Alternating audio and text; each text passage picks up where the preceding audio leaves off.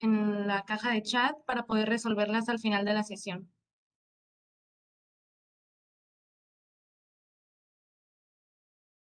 A continuación presentaré a cada uno de los ponentes.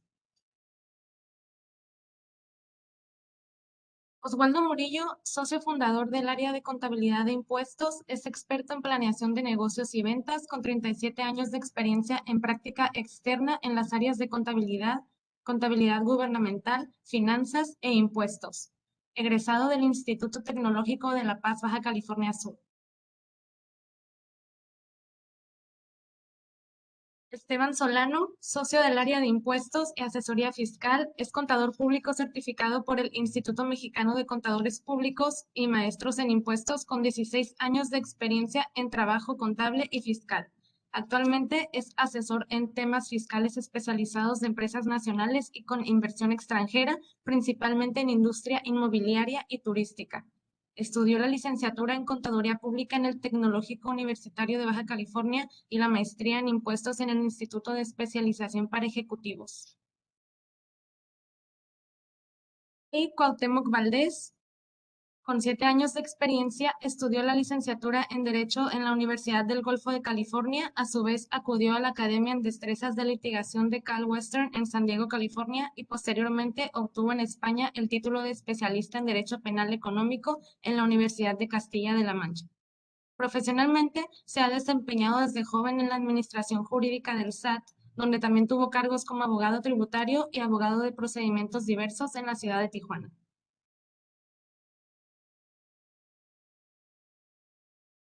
Muchas gracias nuevamente por asistir a la plática Implicaciones laborales, administrativas y fiscales de la reforma outsourcing. Damos inicio al tema. Cedo la palabra al licenciado Cuauhtémoc.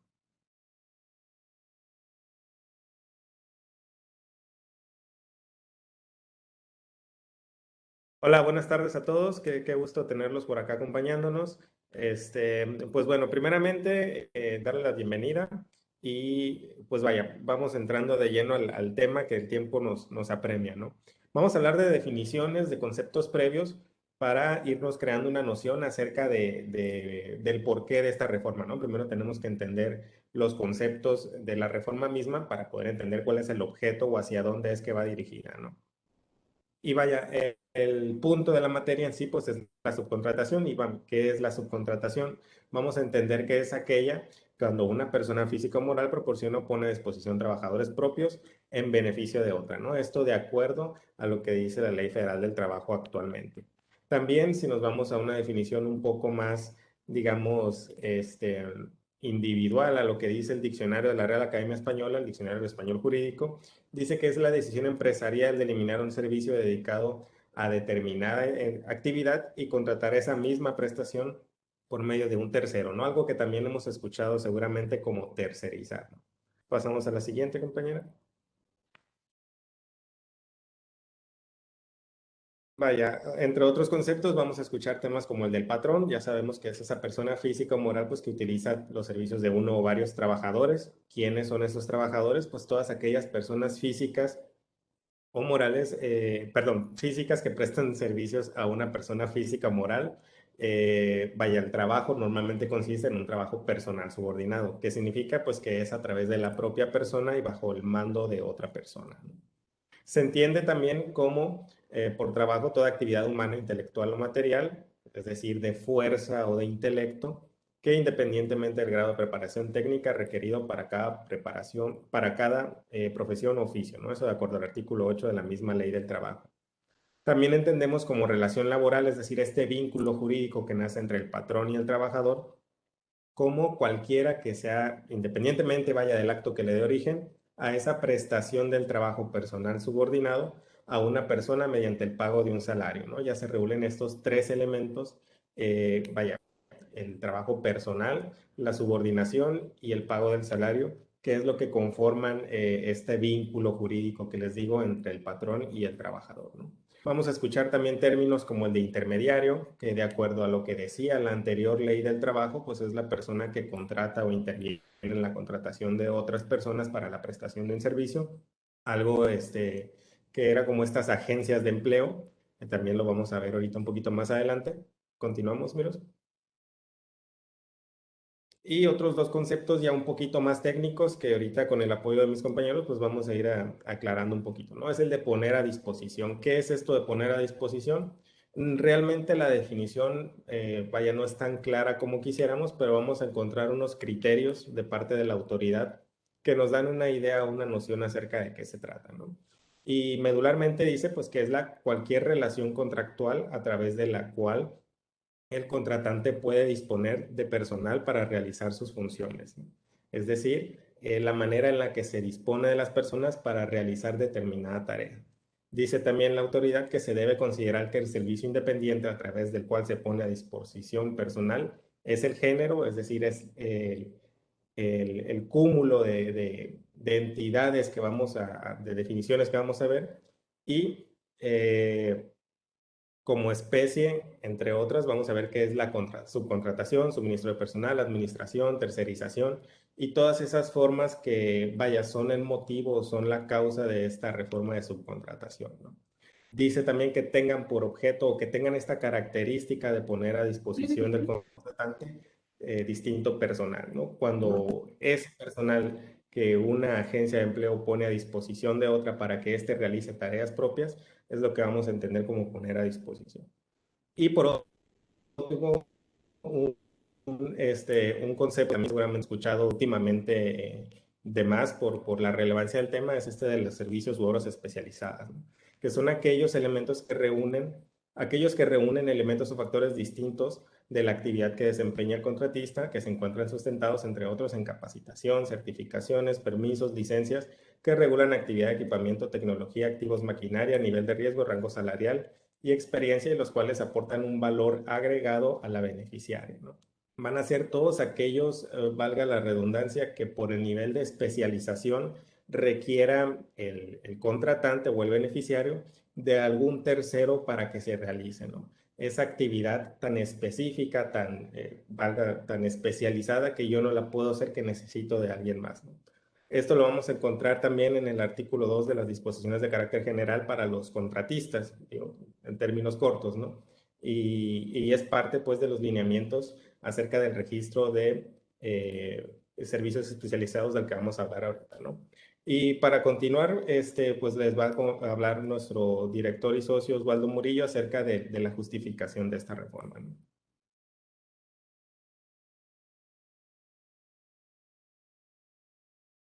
Adelante, contador. Hola, buenas tardes, muchas gracias. Gracias, Cuauhtémoc. Miroslava, agradecerle a todos su asistencia. La verdad es de que sugerimos este tema con un enfoque no tan técnico, que fuera asequible también para nuestros clientes y nuestros amigos que no son contadores, que no son abogados. Y bueno, ya Cuauhtémoc nos definió para una mejor conceptualización del tema, de algunos conceptos que se van a manejar en la plática, y a mí me toca un tanto los antecedentes para crear la imagen del contexto en el que se da esta reforma. Entonces, iniciamos. Miroslava, por favor.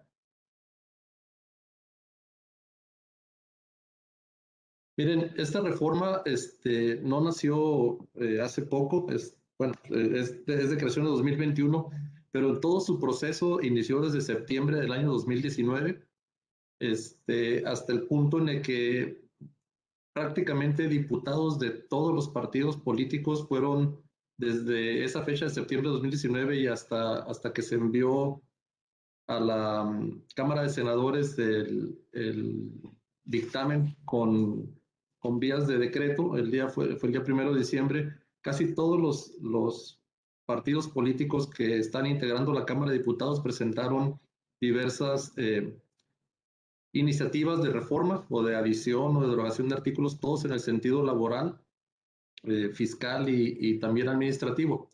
Entonces, fue todo un proceso en el cual culminó con la publicación el 23 de abril de este año. Ahorita vamos a ver ahí un cronograma. En todo ese periodo de tiempo, desde que inició en 2019 hasta la llegada de la iniciativa de reforma por parte del presidente de la República el día 12 de noviembre, que llegó ya formalmente a la Cámara de Diputados. Las Comisiones Unidas de Trabajo y Previsión Social, así como la de Hacienda y Crédito Público, hacen una publicación el día 13 de abril del 2021 en la Gaceta Parlamentaria de lo que es ya el proyecto de dictamen. Aquí en el proyecto de dictamen hacen referencia a todos los antecedentes que les comento, desde cómo empezaron las iniciativas de muchos de los diputados en todos los sentidos. Y luego mencionan ahí que estas comisiones, además de una vez que el 12 de noviembre llega a la Cámara de Diputados y la envían a las Comisiones Unidas para su dictamen, para el dictamen primero antes de pasar al Pleno, realizaron por ahí entre el 23 y el 24 de noviembre lo que le llaman ellos Parlamento Abierto, o mesas de trabajo con los diferentes sectores empresariales, sociales, laborales del país, donde en esos 2 días tuvieron la oportunidad de escuchar a más de 140 ponentes, expertos en todos los temas, y además de eso instalaron mesas de diálogo con los sectores involucrados, en donde participaba el gobierno federal, los sectores privados interesados en el tema y también los legisladores. De tal forma que en todas estas fechas, antes de llegar a la fecha de publicación de la reforma para su eventual dictamen y aprobación, le pidieron al Centro de Estudios de Derechos e Investigaciones Parlamentarias, que es un organismo, por así decirlo, adyacente o descentralizado de la Cámara de Diputados, que se encarga precisamente de las opiniones jurídicas de las reformas que presentan los diputados. Al final del día, el CEDIF, por sus iniciales, dictaminó u opinó que esta reforma era jurídicamente viable y que no violentaba ningún tema constitucional para efectos fiscales, por ejemplo, que no violentaba ni la proporcionalidad ni la equidad de las contribuciones, que más allá de las consecuencias fiscales que pudiera tener, se buscaba resolver temas parafiscales y básicamente su opinión fue que la reforma, tal como estaba planteada, tenía de cierta manera una viabilidad jurídica. Para esto es bien importante también conocer en la exposición de motivos, conocer cuál es el sentir del legislador y el por qué se atreven ellos a enviar esta reforma. Si avanzamos, Miroslava, por favor. Bueno, antes de entrar a la exposición de motivos, comentarles, se reformaron en total 8 leyes, fueron 33 artículos, los cuales se vieron ya sea reformados, derogados o adicionados. De las 8 leyes, 6 son las que tienen de cierta manera implicaciones de carácter administrativo, fiscal y laboral para el sector privado, porque las últimas 2 leyes que anotamos en esta presentación en gris y con letra un poco más pequeña tiene que ver precisamente con la de los trabajadores al servicio del Estado, y la otra, la reglamentaria del apartado B, tiene que ver con los trabajadores del sector bancario. Pero aquí podemos todos ver que no dejaron fuera ningún sector laboral, incluyeron en el artículo 123 de la Constitución, habla precisamente del trabajo y también dice que el Congreso de la Unión va a emitir leyes para de cierta manera regular el trabajo en el apartado A, todo lo que tiene que ver con el sector privado, productivo privado, y en el apartado B lo que tiene que ver con los que ellos le llaman los trabajadores de los poderes de la Unión. Entonces, la reforma está diseñada de tal manera que no deja fuera ninguno de los 2 sectores, ni el privado ni el público. Y ahora sí pasar a lo que es la exposición de motivos para conocer en sí qué fue lo que vieron los legisladores que durante todos esos meses de noviembre de 2019 y hasta la fecha que se publicó era necesario resolver. En esa exposición de motivos ellos mencionan que primero reconocen que la contratación laboral es una modalidad, la subcontratación o el outsourcing es una modalidad de contratación, es decir, es válido que una persona subcontrate empleados de otra para realizar ciertas actividades que les son útiles. Ellos mencionan que están prácticamente, quieren eliminar toda aquella estrategia que dañe los derechos laborales de los trabajadores o bien que a los patrones les ayuden a disminuir su carga laboral o sus obligaciones laborales. Ellos advierten en el documento completo que se abusó de esquemas de simulación en los que se simulaban prestaciones de servicios donde realmente el patrón era por así decirlo, el beneficiario de ellos, el contratante de la subcontratación. Entonces pretenden con esta reforma acabar con esquemas de simulación que socavaban, en su opinión, los derechos laborales y también, por qué no decirlo, la recaudación de impuestos sobre la renta y también la recaudación de las contribuciones de seguridad social, como lo son el Seguro Social, el Retiro y el Infonavit.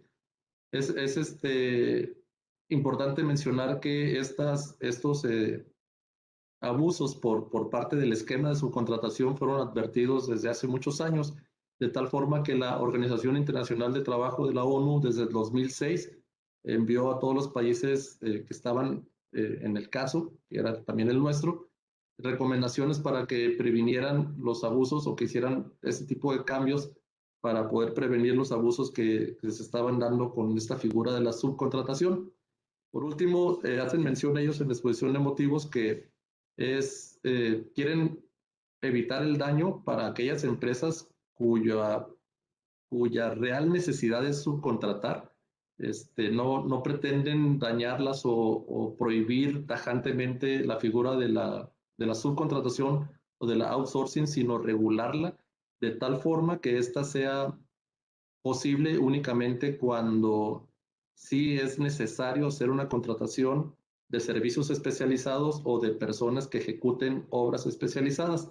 Más adelante, bueno, ya Cuauhtémoc hizo una acepción de lo que es servicio u obra especializada, pero pues recordarlo básicamente se entiende por servicio u obra especializada todo aquello que no corresponde a la actividad económica preponderante de la persona moral o la persona física, o bien el objeto social en el caso de las personas morales. ¿Continuamos, Miros?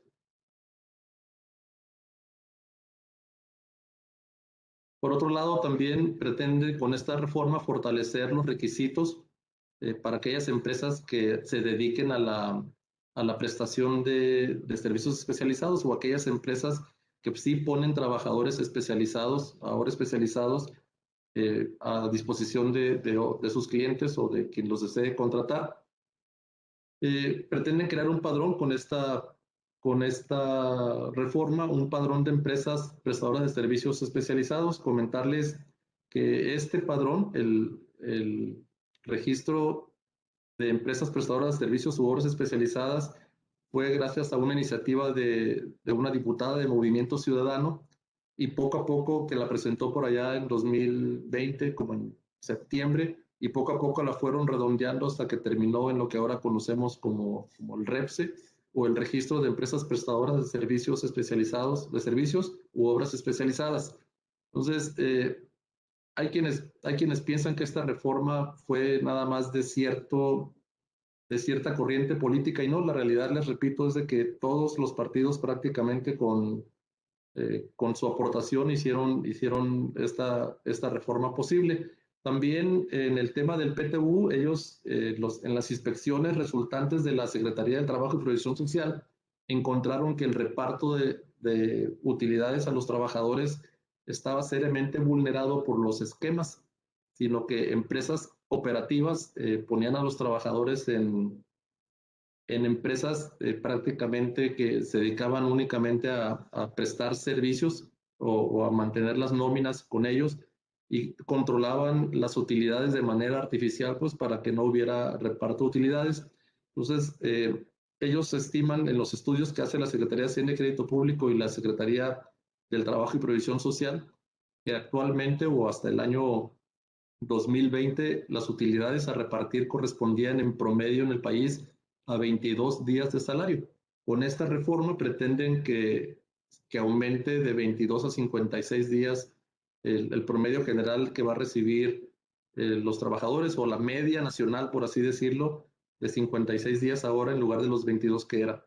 Para ello hace en la reforma una pone un tope máximo de utilidades porque evidentemente en ese sentido, al deshacer muchos esquemas de subcontratación, ahora las empresas operativas, al verse obligadas a tener a los trabajadores que vamos a convertirse ahora realmente en el patrón, sí van a verse de cierta manera obligadas a repartir las utilidades que le corresponden y que antes evitaban con el esquema de la subcontratación.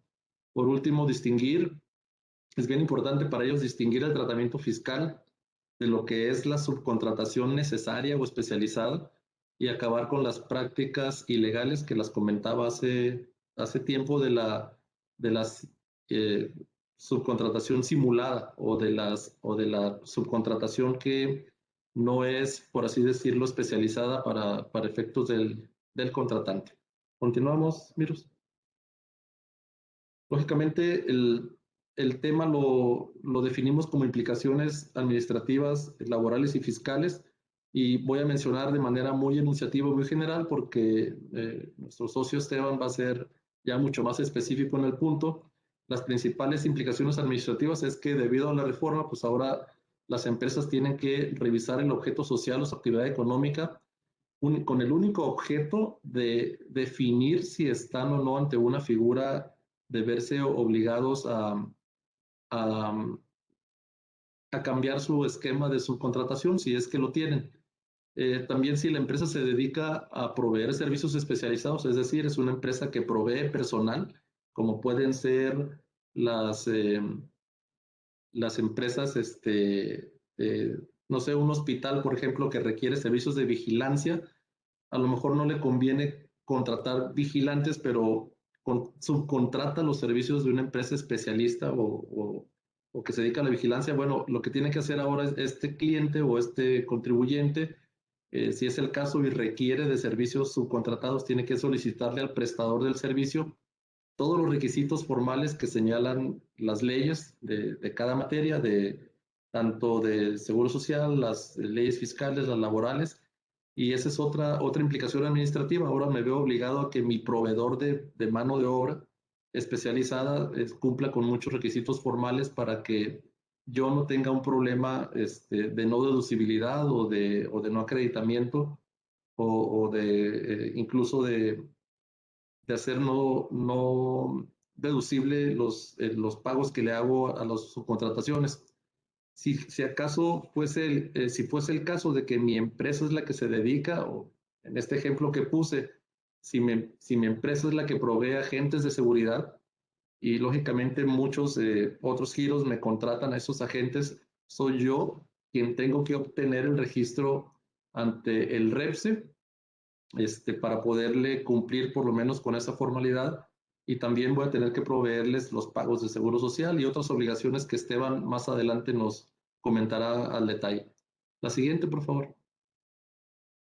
Dentro de las implicaciones laborales, como lo comentábamos, ya es de cierta manera ilegal la subcontratación de personal para actividades de las que nos dedicamos. Ejemplos muy claros: un restaurante no puede subcontratar cocineros o meseros, pero sí pudiera subcontratar, por ejemplo, vigilancia de seguridad. Una constructora es muy claro que no puede ya contratar servicios de construcción en materia civil, pero quizá pueda ser el tema de el aluminio o la plomería o cosas ya muy especializadas. Entonces, una implicación es que solamente se permite la subcontratación de los servicios especializados o la ejecución de obras especializadas, y recordando que esos conceptos los mencionó Cuauhtémoc hace un momento, pero también vamos a volverle a dar otra repasada conforme Esteban avance en el tema.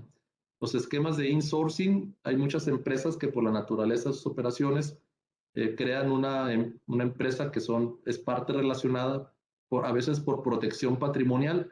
Todos sabemos que como estaba la Ley Federal del Trabajo hasta antes del 2014, un juicio laboral mal llevado podía poner en riesgo el patrimonio de los patrones, el patrimonio de los empresarios, sean personas físicas o morales.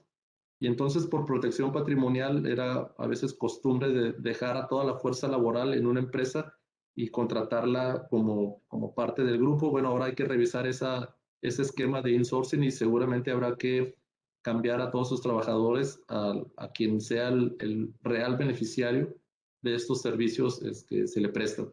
Por otra parte, lo mencionamos al principio, es necesario también revisar el objeto social, de nuevo, o la actividad preponderante en el caso de las personas físicas, para a veces en los notarios públicos nos dan en las actas constitutivas objetos sociales muy, muy amplios y resulta que de la revisión nos damos cuenta que tenemos ahí un objeto social que realmente nunca ejercemos o nunca le facturamos a nuestros clientes, pero por alguna azar del destino puede ser que ese servicio lo tengamos subcontratado. Entonces se sugiere que lo revisemos para que evitemos caer en un tema de subcontratación ilegal. Avanzamos, por favor. Por último, las implicaciones fiscales, así de manera muy enunciativa. Bueno, el caso de la prestación de servicios no especializados ni sería deducible para ISR, así cumplamos con todas las formalidades, ni tampoco el IVA que se le pague al proveedor o a la empresa que nos presta a los trabajadores tampoco sería acreditable. Además, una implicación fiscal, aún y cuando se trate de subcontratación legal o servicios especializados, es que quien recibe los servicios, es decir, nuestra empresa, es responsable solidario de las contribuciones causadas a cargo de los trabajadores. No es otra cosa más que el ISR retenido a los trabajadores o las contribuciones de seguro social y otras obligaciones laborales. El contratante o la empresa que recibe los servicios de outsourcing o de subcontratación es responsable solidario por ello. Entonces, es necesario cerciorarse, al rato lo explicará Esteban, es necesario cerciorarse de que quien nos presta dicho servicio cumpla con todas estas obligaciones y lo haga de manera correcta. De otra forma, estamos nosotros entrando en un terreno de cierta manera peligroso, pues somos responsables solidarios. Y el más grave o peligroso de todos es de que incluyen ya como el delito de defraudación fiscal calificada, es decir, esos delitos que no requieren, más bien que uno no alcanza fianza por cometer este tipo de delitos, es utilizar esquemas simulados de prestación de servicios especializados. Es decir, realmente tener a nuestros trabajadores en una empresa y que mediante esquemas de simulación sigamos pagándole a esta empresa para terceriar la nómina. O bien que subcontratemos servicios que abarcan nuestra actividad preponderante o nuestro objeto social.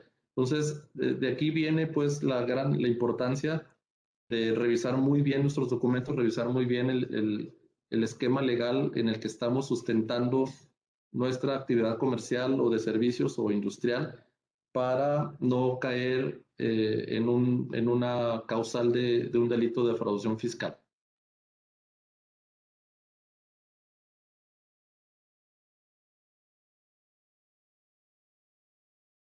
Bien, voy a ceder la palabra de nuevo a Cuauhtémoc, que nos va a dar un resumen de las leyes que fueron reformadas, de los principales ordenamientos que fueron reformados. Gracias, Cuauhtémoc. Adelante. Ok, pues bueno, dentro del paquete que viene dentro de esta reforma que les comentaba el contador Osvaldo, vamos a encontrar, vaya, ya vimos un adelanto de las principales implicaciones, vamos a ver qué leyes en específico, qué artículos principalmente generan tal trascendencia pues en la revisión de los esquemas pues que se están implementando que tenemos que prevenir y principalmente pues de estar jurídicamente y formalmente preparados para afrontarlos, ¿no? Para estar en pleno cumplimiento de lo que pide la ley. Entre ellos, pues vaya, vamos a encontrar reformas, adiciones y derogaciones dentro de la Ley Federal del Trabajo. Ahorita vamos a ver cada una de ellas. Vamos a ver en la Ley del Seguro Social también diversas reformas, adiciones y derogaciones. En la Ley del Instituto del Infonavit, tal cual. Siguiente, compañera. También dentro del Código del Impuesto sobre la Renta de Valor Agregado. Vamos a la siguiente para entrar de lleno a las leyes, ¿no? Vamos a empezar con la Ley Federal del Trabajo. Como ya les comentaba en un inicio, pues vaya, de entrada, ya también se los dijo contador Osvaldo, está prohibida la subcontratación de personal, ¿no? ¿Qué es la subcontratación de personal? Como lo dijimos al inicio, aquel que proporciona o pone a disposición trabajadores propios en beneficios de otros, ¿no? Las agencias de empleo estas intermediadoras no van a ser consideradas patrones a partir de esta reforma. Sin embargo, pueden participar dentro del proceso de reclutamiento, de capacitación, les pueden preparar a su personal para que ustedes posteriormente los puedan contratar, pero ahí está el punto, pues ustedes los tienen que contratar, ustedes como beneficiarios van a ser los verdaderos patrones y no las mismas agencias de empleos, que era una práctica que se utilizaba antes, ¿no? En el artículo 13 vamos a ver que se permite una subcontratación, es decir, vamos a ver entre dos tipos de subcontrataciones, la ilegal y la ilegal, ¿no? Va a estar permitida la subcontratación de permisos, de servicios especializados u obras especializadas, siempre y cuando no formen parte del objeto social ni de la actividad económica del beneficiario. ¿Qué significa esto? Que la actividad que yo voy a contratar no va a estar dentro de mi objeto social. Como ya dijo ahorita el contador, en el caso de restaurantes, si mi giro, si mi práctica comercial indica que yo voy a hacer comida, que mi objeto es comercializar productos elaborados, claramente pues no puedo contratar un chef que se va a encargar de preparar esos alimentos al público, ¿no? Entonces, vaya, no se necesita mucha coco para saber que realmente qué es parte de mi objeto y qué realmente puede ser no parte de mi objeto. Va a haber cuestiones mucho más especializadas o tan complejas en cuanto a administración y demás que posiblemente sí requiera ya de un análisis en cuanto al alcance jurídico que tiene, pero pues para eso, vaya, pueden acudir a algún asesor como nosotros. Pasamos a la siguiente, que es el artículo 14 y 15. Aquí hablamos otra vez de la subcontratación legal en la lámina anterior, compañera, donde vamos a ver anterior. Vamos a ver ándele, ahí mero. Ciertos requerimientos o ciertos requisitos de carácter formal, tales como el registro del que hablaba ahorita el contador, registro de prestadores de servicios especializados. Vamos a encontrar también el que todos estos servicios que contratemos como subcontratación deben de constar por escrito y deben de cumplir pues con todas las disposiciones que ya dijo ahorita contador. Tienen que estar también, algo que ya se usa hoy en día, el estar al corriente en sus obligaciones fiscales, laborales y de seguridad social, es decir, que nuestros proveedores pues estén al corriente de cualquier obligación o contribución. Y también en el 140, en el 41 vamos a hablar acerca de la sustitución patronal, que esta pues vaya, es un proceso que se ha venido dando. Ahorita Esteban les va a hablar acerca de los términos e igual de los alcances que tiene. Y no consiste más que en pasar esos personal que tenía antes esta agencia de empleos hacia el patrón en diversos esquemas, ¿no? Eso también lo vamos a platicar ahorita. Pasamos a la siguiente, compañero. Me parece que nos brincamos por ahí una.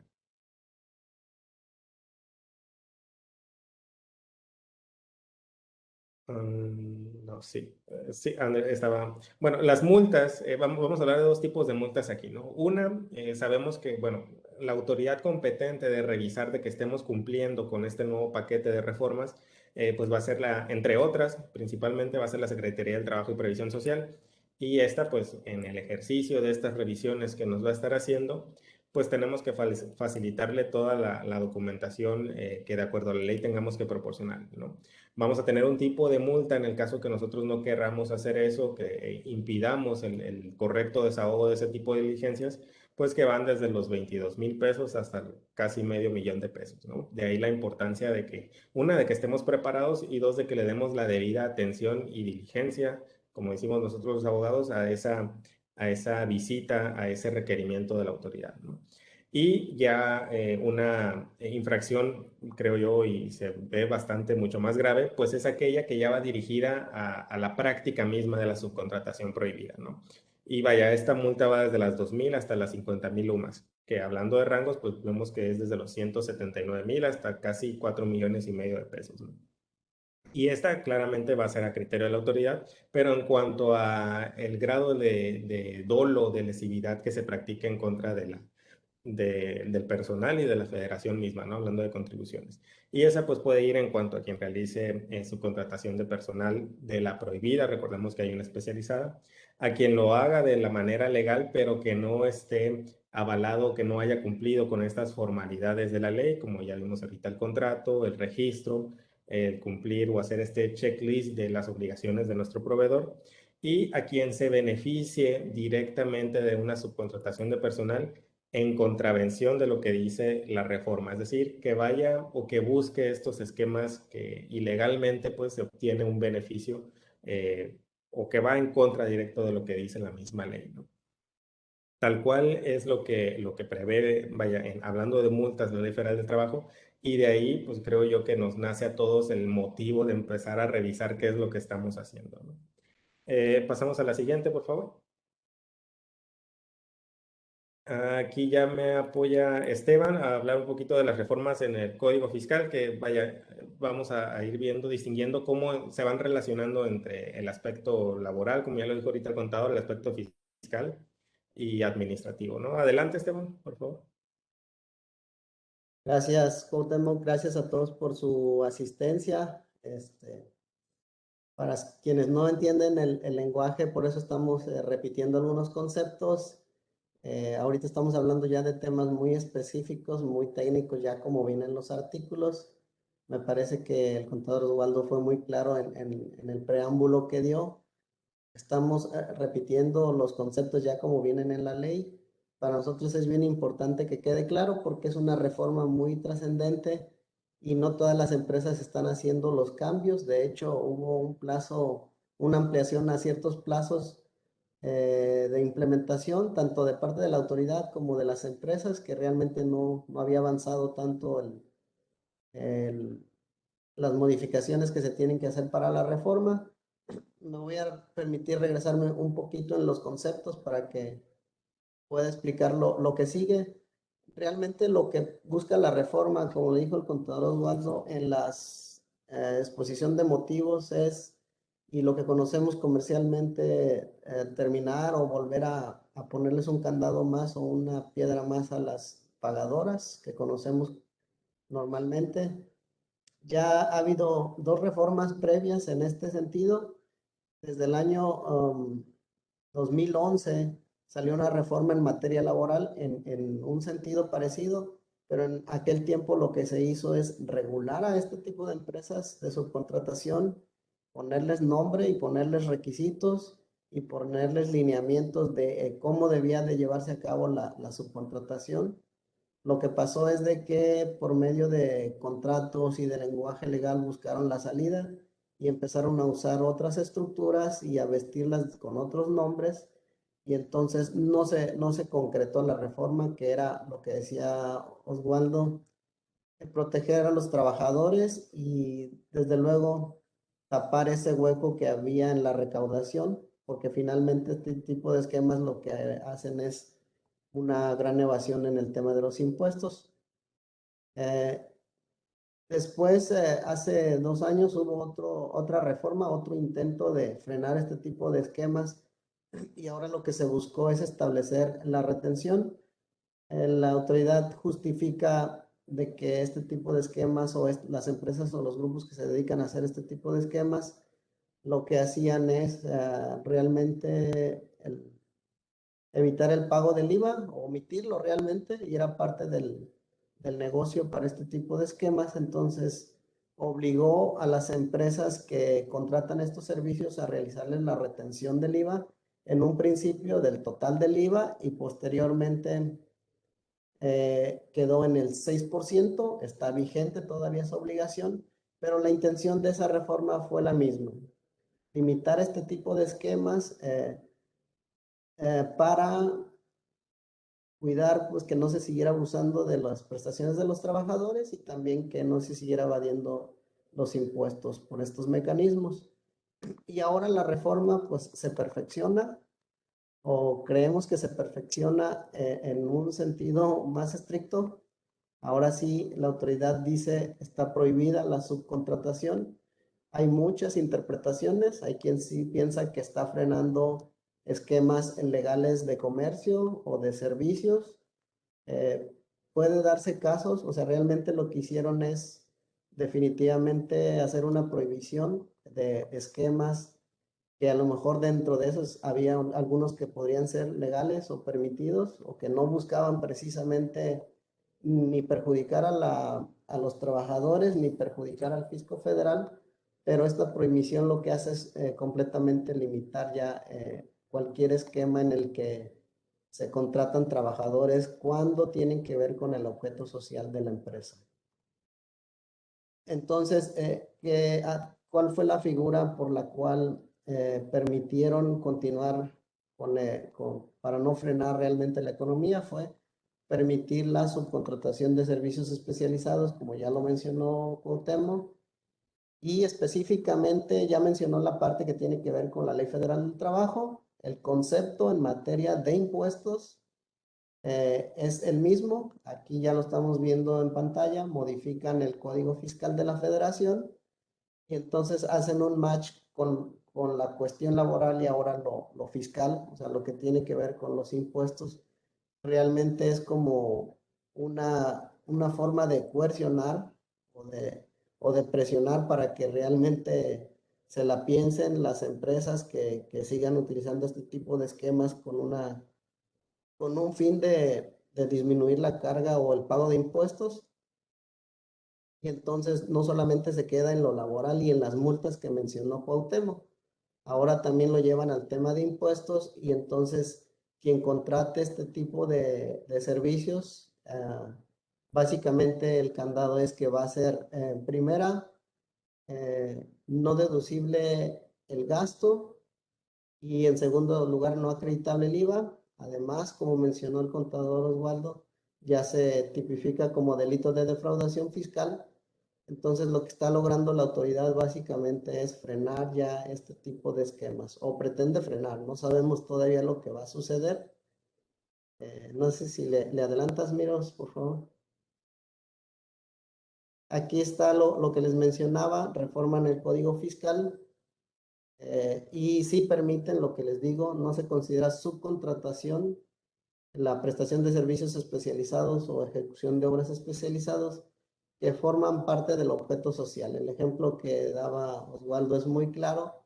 Si yo soy un restaurante, podré subcontratar servicios ajenos, no el principal que serían los meseros o los cocineros, pero posiblemente el tema de limpieza o de seguridad. Cada empresa tiene que revisar a detalle cuáles servicios sí puedes subcontratar y cuáles no. No es un tema tan fácil a veces, pero para eso ya tendrán que acercarse con su asesor para definir cuáles sí se consideran como subcontratación y cuáles se consideran servicios especializados, que sería legal tener o contratar con terceros. Se modifica también el artículo 26 del Código Fiscal para darle responsabilidad solidaria a quien contrate este tipo de servicios. Si no se recaba la información, no se reúnen los requisitos, básicamente el que contrata es responsable del pago de los impuestos que tengan que ver con los trabajadores, hablando del ISR y de lo que tenga que ver con seguridad social. Se agregan infracciones y sanciones tanto para quien use el esquema de subcontratación, que ya como lo mencionamos es ilegal, y para quien contrate servicios especializados y no reúna los requisitos. Adelante, Miros, por favor. Aquí están los artículos que se modifica el 81 y 82, y básicamente ahí ponen multas desde 150,000 hasta 300,000 para quien contrate servicios especializados y no reúna los requisitos, que básicamente es pedirle a mi proveedor el registro como proveedor de servicios especializados y que me demuestre que pagó tanto el IVA, el ISR de los trabajadores y lo que tenga que ver con cuotas de seguridad social. Entonces, me tiene que entregar toda esa información y si no, por cada omisión que tengas, esta multa será aplicable en función de la reincidencia, como decía Cuauhtémoc.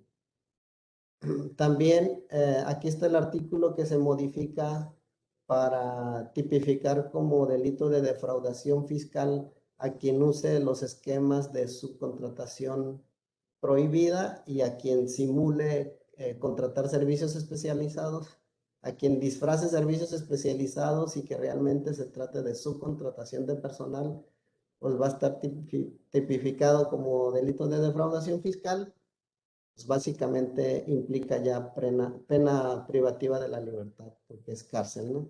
Y esta reforma está acorde con todas las reformas que se hicieron en materia de defraudación fiscal de todas las leyes penales federales. Entonces realmente es algo muy serio intentar usar esquemas que ya no están permitidos. Adelante, Miros, por favor. Lo que les mencionaba de manera previa, se modifica la ley del impuesto sobre la renta y básicamente para poder deducir los servicios especializados, definitivamente la subcontratación pues no es deducible, por ahí viene el artículo 28 al final de esta lámina, pero puedo contratar servicios especializados y entonces esos sí serán deducibles, pero lo que les mencionaba, necesito la autorización de mi proveedor que esté registrado en el REPSE, que me entregue el CFDI de los salarios de los trabajadores, la declaración del entero de retenciones de impuestos y el pago de cuotas obrero-patronales al IMSS y aportaciones al Infonavit. Todos esos documentos los tengo que tener cuando yo contrato un servicio especializado. En el ejemplo del restaurante, si yo contrato una empresa de seguridad, tengo que pedirle estos documentos. Entonces, ahorita vamos a hablar de las implicaciones, de lo que les mencionábamos como implicaciones, es toda la carga administrativa que se me va a generar o que se nos va a generar a las empresas para cumplir con estas disposiciones. Adelante, Miros, por favor. Se modifica también la ley del IVA para ser coherente con toda la reforma en materia laboral y fiscal. Y entonces la obligación de retener el 6% que les mencioné, pues ya no tendría sentido, puesto que ya se estructuró toda esta reforma para frenar ese tipo de esquemas. Y entonces ahora ya no estaría obligado a realizar esa retención del 6% del IVA. Se agregan requisitos en el artículo 4 para limitar el acreditamiento del IVA de subcontratación, pues que en realidad no tendríamos que intentarlo porque, como vimos, es un delito fiscal. Pero bueno, si alguien llegara a hacerlo, pues de entrada no es acreditable el IVA y no es deducible el gasto. Y se agrega dentro de los requisitos de acreditamiento del IVA para los servicios especializados, pues que nos entregue el proveedor los mismos documentos que vimos para ISR, que es la autorización ante la Secretaría del Trabajo y la declaración del IVA.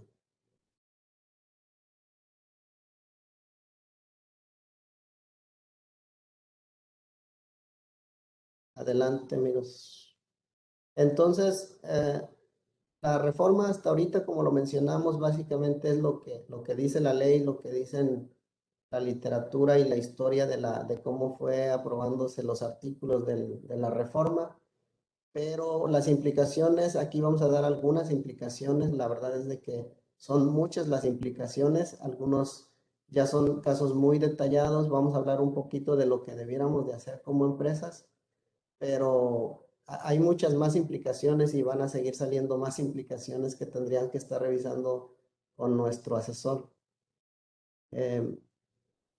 Entonces, una de las, en materia administrativa, la sugerencia que nosotros consideramos es revisar el objeto social de la empresa para ver si se alinea con los requisitos de la reforma y poder entonces, para subcontratar servicios especializados y sobre todo para definir cuáles servicios ya no puedo contratar. Como mencionábamos ya en el ejemplo de la constructora, anteriormente el objeto era muy amplio en las empresas, entonces si yo soy una constructora y digo que me dedico a todo tipo de obra, o sea, o a todo lo que significa obra, no podía subcontratar, como mencionaba Osvaldo, ya al especialista en electricidad o al especialista en pisos. Entonces, si yo realmente me dedico a la obra vertical o a algunos acabados o soy carpintería, tendría que definir mi objeto social y no solamente dejarlo así tan extenso, porque entonces cuando me hagan una revisión puedo caer en estas sanciones que menciona la ley. Y debemos de realizar un presupuesto, yo creo que ya debiéramos de haberlo hecho, el impacto financiero para las empresas que tienen a los trabajadores fuera de las empresas operadoras o de las que realmente se benefician del servicio de los empleados, porque definitivamente va a haber impacto financiero. Algunas empresas los beneficios que tenían al usar este tipo de esquemas es de disminución en el pago de la PTU. Entonces ahí va a haber un impacto importante que tendremos que revisar. Aunque la PTU quedó topada, que fue uno de los últimos logros que lograron las asociaciones empresariales. Básicamente se pedía plazo y algunos beneficios ahí en el tema de la PTU.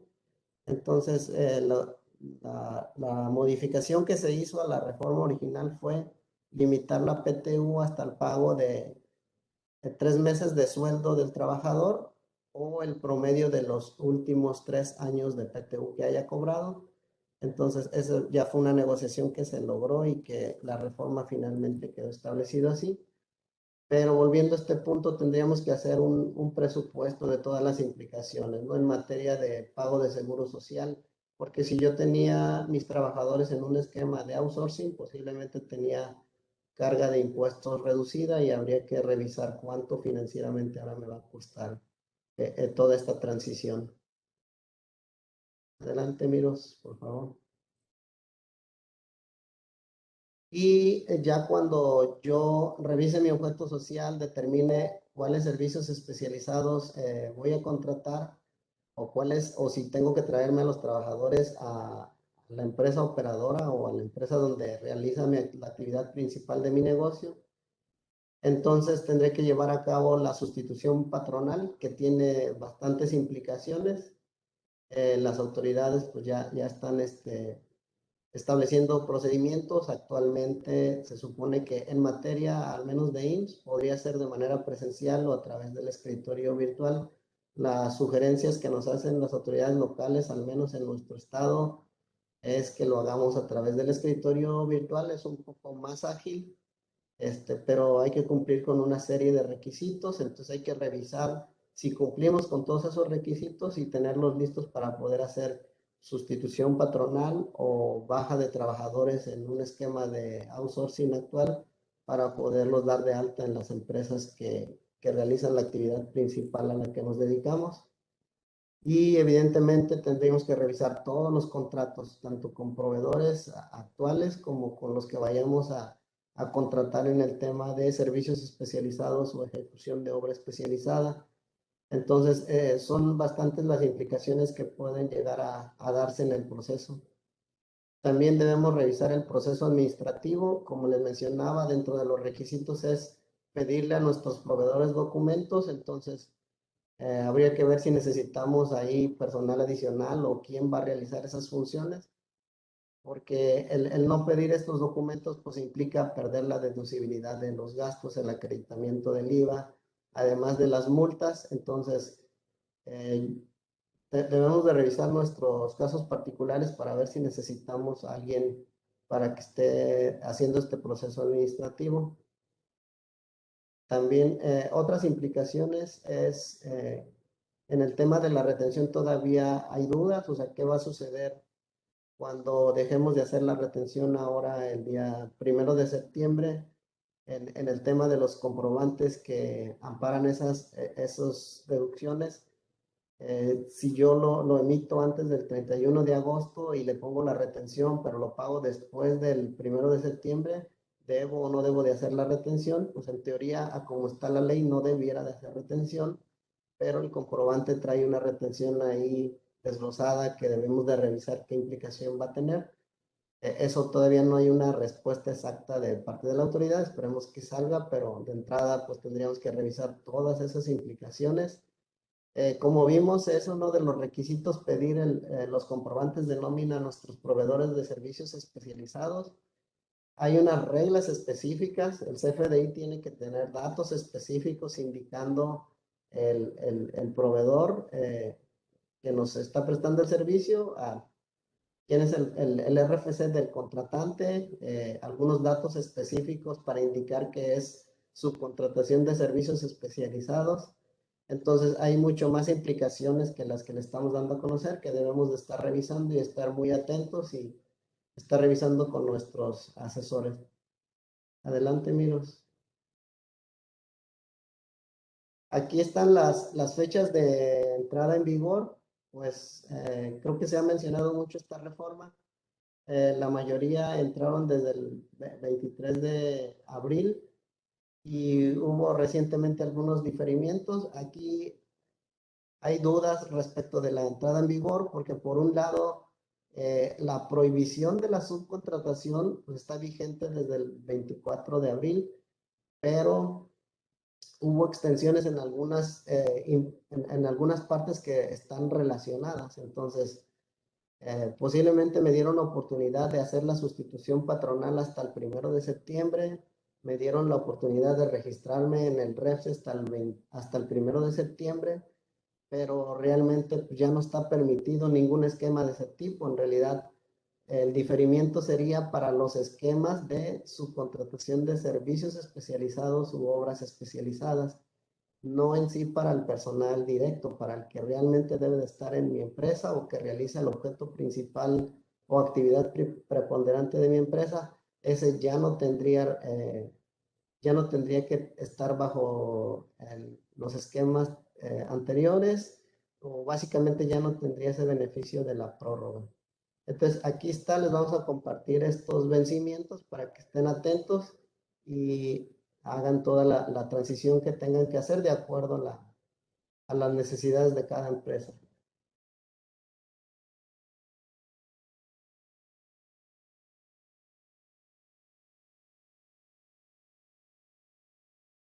Por ahí veo algunas preguntas en el chat, Miros, no sé si nos ayudas.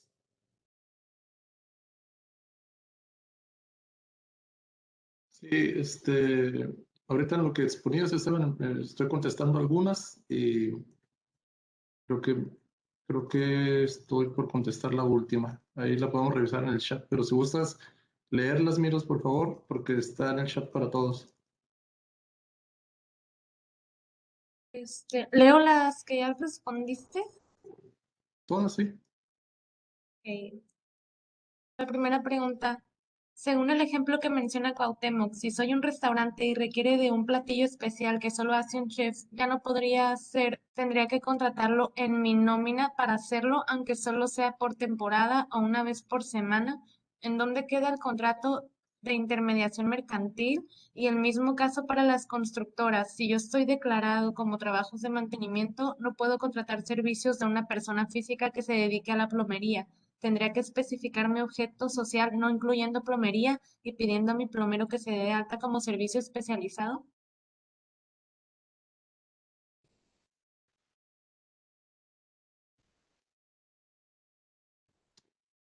Entonces, ¿ya hay una respuesta ahí o...? Si Sí, quieres, ya la coméntala, respondí. Esteban, nos quedan 10 minutos todavía si quieres comentarla, la respuesta. Yo, únicamente si la subcontratación de los servicios de plomería es legal, es decir, que no corresponda a servicios que usted preste a sus clientes. Después pregunta, ¿solo está regulando los pagos de impuestos federales o también los estatales? Y le respondí que Modificaciones en los impuestos estatales, definitivamente, pues si no tenía trabajadores anteriormente, ahora tendré que pagar el impuesto sobre nómina. Hay muchos esquemas donde tenían el total de la nómina fuera de las empresas operadoras, pues habría que hacer los registros ante las autoridades locales también para pagar, por ejemplo, el impuesto sobre nómina. No sé si en ese sentido va la pregunta. Y de la pregunta anterior, realmente sí se tiene que revisar muy a detalle pues, las implicaciones del tipo de cómo justificar si realmente no tengo en el menú ese platillo y si realmente estoy haciendo una contratación de servicio especializado. Normalmente, y yo siendo bien sincero, creo que la autoridad pues va a ser muy tajante y va a decir, tú realmente tienes un chef y tienes un chef en un menú preestablecido, entonces yo creo que tendría la capacidad del chef de hacer los platillos que tienes en el menú, pero bueno, son casos muy específicos que sí tendrían que revisarse con más detenimiento. Sí, en ese sentido del chef, si revisamos los conceptos que nos dio al principio Cuauhtémoc, que el servicio especializado no consiste en el grado de especialización de la persona que realiza los trabajos. En este caso, en la pregunta decía si el chef hace un platillo muy, muy especial. Al final del día, para efectos legales, para efectos de la reforma, el chef es chef. Y entonces el restaurante se dedica a la elaboración y venta de alimentos en la modalidad de servicio al cliente. Y técnicamente subcontratar a un chef para esto sería ilegal, porque corresponde a la actividad económica del restaurante o corresponde al objeto social que es la preparación y venta de alimentos.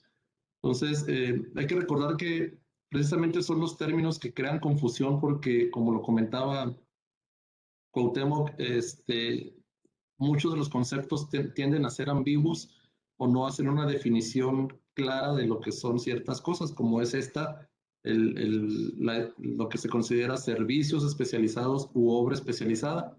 Hay otras preguntas ahí acerca de lo de plomero. Efectivamente, lo preguntaba más adelante la persona que hizo la primera pregunta que leyó Miroslava. Efectivamente, en el caso de las constructoras está muy claro que la constructora no podría subcontratar la edificación civil, por así decirlo. Civil. Sin embargo, cuidando todas las formalidades, en nuestra opinión, creo que podría subcontratar el servicio de electricidad o el servicio de vidrio y aluminio, porque finalmente la constructora lo que hace es edificar y ahí sí subcontratar, pues ahora sí que el personal necesario para la edificación, eso sería ilegal, pero no para tender los cables de electricidad o subcontratar a una empresa que sea, ahora sí que esté especializada en la instalación de vidrio y aluminio o ese tipo de cosas. Ahorita esa reforma pues es nueva, para empezar entra en vigor ya con todo ahora el día 1 de septiembre, y así como estas dudas pues va a haber muchas y probablemente más adelante le hagan adecuaciones o incluso modificaciones para ser más claros en sus conceptos, pero hoy por hoy creemos que en el caso del chef no volaría, o sea, no es posible subcontratarlo. En el caso de la plomería, de electricidad, en el caso de una constructora, creemos que sería posible hacerlo, bajo la figura de un subcontrato de obra, pero aún así recomendamos que cada persona, cada contribuyente, cada patrón consulte con su experto en la sede Creston que le quede más cercana para obtener ya más información del caso específico y entre todos los especialistas de la firma le podamos dar el consejo más adecuado para su caso específico. ¿Hay otras preguntas, Miros? Sí. Después dice, para personas físicas, si tienen registradas 3 actividades, ustedes sabrán si por cada una se tiene que hacer un registro. En el registro que haces te pide específicamente cuáles de tus actividades del objeto social vas a registrar como de carácter especializado. De hecho, pues te pide el acta y te pide que especifiques 1, 2 o 3 las que tú consideres que vas a realizar como en carácter de proveedor de servicios especializados. La próxima, en una agencia de autos, ¿qué pasa con los comisionistas si nos facturan? Depende del objeto social, ¿no? Otra vez a veces un juego de palabras, pero pues si yo tengo mi empresa y digo que me dedico a la comercialización de autos, en teoría no debiera de subcontratar el proceso de ventas, pero depende mucho del lenguaje que tenga el acta. Por eso una de las recomendaciones es revisar bien el acta y definir mi modelo de negocios. Ok. Tenemos un comentario, creo que el error que se está tomando es que están mezclando mucho lo que es lo laboral con lo mercantil o civil, tomando como subcontratación o servicios especializados. Cualquier servicio que un tercero te realice y que éste esté en tu objeto social o actividad preponderante.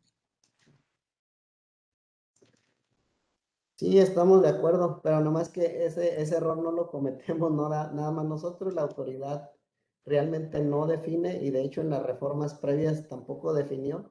O sea, si nos limitáramos a la reforma exclusivamente laboral, nosotros creemos, al menos aquí en esta sede, que todos los grupos empresariales que usan ese tipo de esquemas, entonces, y es lo que se hizo anteriormente, ¿no? O sea, yo me dedico a algún esquema de subcontratación y entonces ya le llamo contrato mercantil o contrato de prestación de servicios.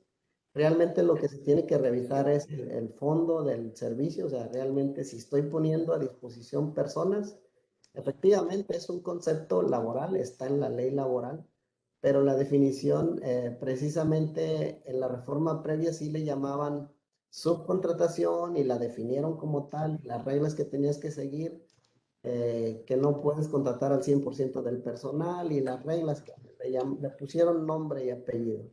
Y actualmente no, en las últimas reformas, pues es muy difícil definir en qué momento sí se considera que pones personal a disposición. Incluso en la reforma previa, en la que fue en materia de retención de IVA, ahí especificaron, no importa cómo se llama el contrato, o sea, si hay personal puesto a disposición, le puedes llamar al contrato como sea, pero no importa que sea civil o mercantil, aplicaría o aplica en este caso la retención. Nosotros consideramos que sí se tiene que revisar especialmente si hay o no puesta a disposición y posiblemente el contrato pues, tenga carácter civil o mercantil. Para mí creo que no es definitivo el hecho de que no esté obligado por el hecho de que mi contrato sea civil o mercantil y pues respeto mucho el comentario y obviamente lo hacemos con la mejor intención de dar una respuesta, pero yo creo que no es lo central el hecho de que mi contrato, porque muchas empresas sí dicen mi contrato no es de subcontratación y como no se llama de subcontratación, entonces no le aplica la reforma. Respeto esa opinión, más no la comparto yo. Sí, nada más por temas de que se nos está terminando el tiempo, me gustaría leer este comentario de Carlos Fernando. Dice, la Cámara Mexicana de la Industria de la Construcción establece que el área de la construcción dice que no entran en esta parte del outsourcing, ya que se realiza un servicio completo, es decir, ellos realizan el producto, ya que el servicio es mercantil y no es laboral. Bueno, como lo dice Esteban, hay que tener mucho cuidado en la naturaleza del contrato porque, en nuestra opinión, la construcción la constructora, pues que utilice personal para proveer o para vender el producto terminado, que sería la edificación de casa habitación o edificio comercial o edificio industrial, finalmente utiliza mano de obra. Entonces, este tipo de reformas van enfocadas a regular la subcontratación y en cualquier esquema, ya sea en un contrato de obra a precio alzado o en un contrato por administración de obra, dependiendo de todas las características, sí es necesario cumplir con los lineamientos de esta nueva reforma. Eh, Como lo comentamos hace rato, es una reforma, pues está por entrar en vigor. Consideramos que de cierta manera está bien hecha, o sea, es una reforma sólida y sí implica muchísimas implicaciones o implica muchísimos cambios de estos tipos que mencionamos aquí.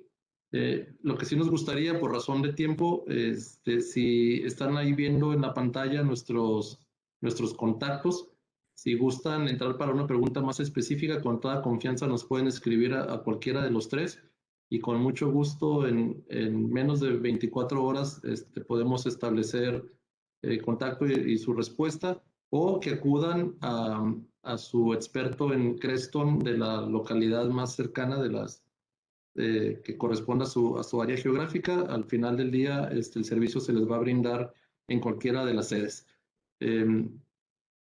Creo que hay más preguntas, nos queda un par de minutos para despedirnos. Sí. Dice, en el caso de prestación de servicios administrativos, sí está permitido. Es exactamente lo mismo. Hay que revisar muy bien el objeto social y ver a qué me dedico. O sea, cada caso es muy particular y tenemos que analizar el entorno y y las características de la prestación de servicios que se está recibiendo o bien que se está dando. Esa frase de servicios administrativos ha sido de cierta manera satanizada. Bueno, primero se abusó de ella en muchos contratos en esquemas de simulación y y ya la autoridad fiscal casi por default, cuando ve eso los auxiliares contables en caso de una auditoría o en los conceptos de los FDI, automáticamente entra a una revisión más profunda. Entonces, tenemos que ser muy cuidadosos de qué facturas estamos emitiendo o recibiendo y ser muy cuidadosos sobre todo del esquema que estamos utilizando para la subcontratación de personal. Pero de nueva cuenta, con gusto, estamos a sus órdenes en los correos. Pues dice otra pregunta de Isaí. Dice, hola, buenas tardes. Las sociedades civiles, por ejemplo, un despacho contable que muchas veces designa colaboradores para realizar parte de sus servicios en las instalaciones del cliente, pero al final responde el despacho, ¿se considera subcontratación? En la tarde cuando estábamos revisando el tema, Esteban por ahí hizo la apreciación de un material que obtuvimos de Prodecon, que poner a disposición, dice, hay criterios que basta con que los trabajadores estén bajo el mismo techo del contratante o de la persona. Entonces, aquí de nueva cuenta tendríamos que revisar muy bien la naturaleza del servicio que se está prestando. Si me pides mi opinión personal, porque a veces nos sucede a nosotros que algunos de nuestros contadores y unos chinos tendrían que salir un par de días a trabajar por el tema del servicio en la oficina del cliente. Bueno, no sé si eso constituiría una subcontratación, que al final del día nos contrataron para un servicio y para ejecutarlo apropiadamente es necesario que vaya un par de días al mes a revisar allá, a prestar allá o a capturar incluso los datos en el software. No sé si eso implica. Entonces, esos son el tipo de preguntas en el que requeríamos o requeriremos mayor información y ver todas las circunstancias del caso para poder dar una puntual respuesta. Si a mí me preguntas, yo te dijera, no, no es subcontratación, pero ya que leímos esta mañana el criterio, creo que probablemente sí, para la autoridad sí sea considerada subcontratación.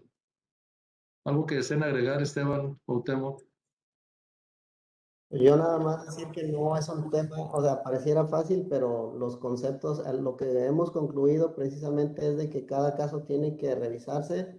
O sea, puede haber servicios, el mismo servicio, si yo le presto el mismo ejemplo de, yo le presto el servicio de Iguala de contabilidad, pero lo hago desde mi oficina y no tiene que ser un contador específico, pues de acuerdo a los detalles del servicio, pues no tendría por qué ser subcontratación, pero si presto el servicio de auditoría y mando a los auditores un determinado tiempo que realicen la auditoría o algún tipo de auditoría específica que implique estar a disposición de la empresa que nos contrata, pues yo creo que pudieras caer en el concepto. Entonces no tiene que ver más bien con un tipo de servicio, sino por las características del servicio, el cómo se presten.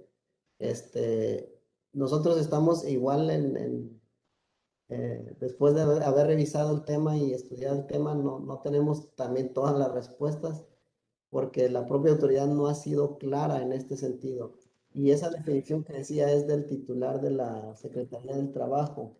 Entonces, el titular de la unidad de trabajo digno, él es el que ha dado como 2 o 3 respuestas que la verdad generan todavía más dudas. Y pues lo que nos preocupa realmente es de que en ese tipo de opiniones es como van a actuar en las revisiones. Entonces no es tan fácil para nosotros decir no es subcontratación porque posiblemente la autoridad sí lo considere como tal. Sí, por último, esta pregunta está muy interesante. Bueno, es relativa a lo del chef. Es el caso del chef. ¿Sería posible, la envía Alma Flores? Dice, ¿sería posible que emitiera un CFDI por servicios profesionales y ya no estaríamos en contratación ni subcontratación? Nada más, si quieres comentar, Esteban, pero nada más recordar que los servicios profesionales implican el hecho de que quien los presta requiere de cédula profesional para ejercerlo. Entonces, de nueva cuenta, habría que revisar muy bien el caso del chef para no encuadrar este tipo de actividades o de contrataciones en un tema de simulación. Entonces, no sé si quieres comentar algo al respecto, Esteban, y ya para despedirnos. Sí, básicamente tiene que otra vez revisarse el objeto social, porque si posiblemente yo puedo reestructurar mi negocio y decir que yo me dedico a cocinar y a vender platillos, pero no a diseñar como tal los platillos o el menú, y posiblemente ahí yo pueda contratar algún servicio muy especializado de alguien que me estructure el menú o que me diseñe el menú. Pero eso sí tiene que estar muy bien cuidado de acuerdo al objeto social, a mi actividad preponderante. Yo lo veo difícil el hecho de que emita de que reciba un recibo, vaya, una factura del proveedor, no me sustrae de esta reforma, porque si yo digo que me dedico a la venta de alimentos preparados y contrato alguno, aunque sea especializado, pues y es una actividad que realmente pudiera estar dentro de mi objeto social. Y desde mi punto de vista, pues, el solo hecho de hacer el recibo creo que no es lo contundente para decir que no le aplica la reforma.